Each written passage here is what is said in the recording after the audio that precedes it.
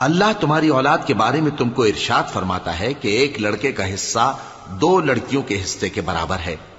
اور اگر اولاد میت صرف لڑکیاں ہی ہوں یعنی 2 یا 2 سے زیادہ تو کل ترکے میں ان کا 2/3 ہے، اور اگر صرف ایک لڑکی ہو تو اس کا نصف ہے،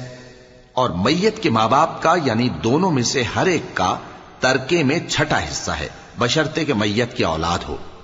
اور اگر اولاد نہ ہو اور صرف ماں باپ ہی اس کے وارث ہوں تو 1/3 ماں کا حصہ ہے، اور اگر میت کے بھائی بھی ہوں تو ماں کا 6واں حصہ ہوگا۔